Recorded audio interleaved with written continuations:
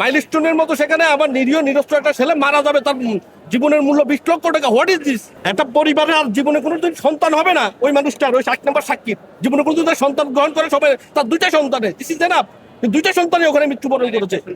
যারা রাষ্ট্রের দায়িত্বে ছিল তাদের প্রত্যেকেই দায়িত্বশীল, তারা নেগলেছে, তারা প্রতারণা করেছে এবং তাদের কৌশলেই এই ভূপাতিত আমরা সংঘটিত হয়েছে। বিমানটি দুর্ঘটনায় হয় নাই, আমরা মনে করি এটা পরিকল্পিত হত্যাকাণ্ড।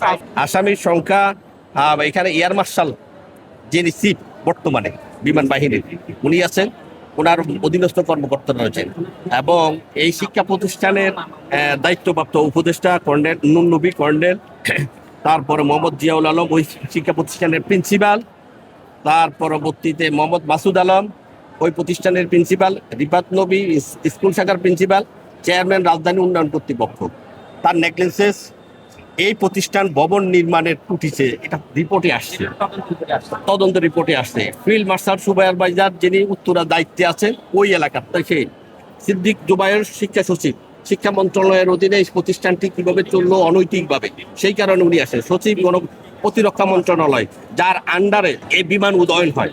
ডক্টর মোহাম্মদ ইউনূস সাবেক প্রধান উপদেষ্টা এবং প্রতিরক্ষা বিষয়ক উপদেষ্টা অন্তর্বর্তীকালীন সরকার, গণপ্রজাতন্ত্রী বাংলাদেশ সরকার, তিনি নেগলিজেন্স ছিল। তিনি ওখানে দায়িত্বে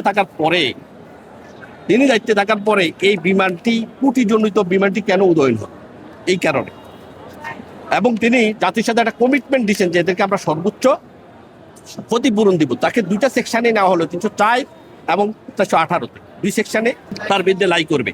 ডক্টর আসিফ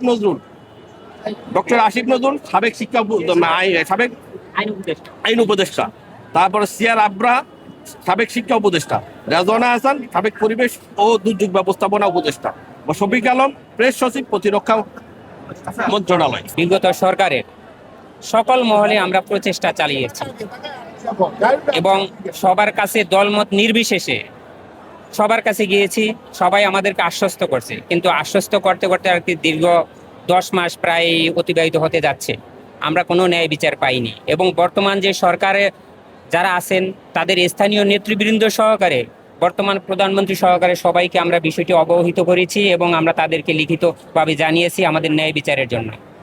তারা আশ্বস্ত করেছে আমাদেরকে ন্যায় বিচার করবেন, কিন্তু দীর্ঘ 10 মাস অতিবাহিত হওয়া পরেও আমরা কোনো তাদের থেকে ন্যায় বিচার পাইনি। বিদায় আজকে আমরা আদালতে হাজির হয়ে যেন আদালতের শরণাপন্ন হচ্ছি, যাতে আমরা এই আদালতে ন্যায় বিচার পাই।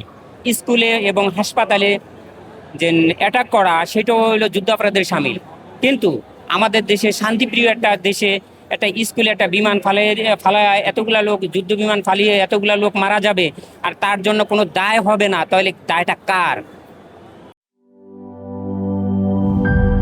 গ্লিটারের টুইন লেমন ও অ্যান্টিব্যাকটেরিয়াল ফর্মুলা বাসনকে চকচকে জীবাণুমুক্ত করে আমাদের দেয় গ্লিটার গ্যারান্টি।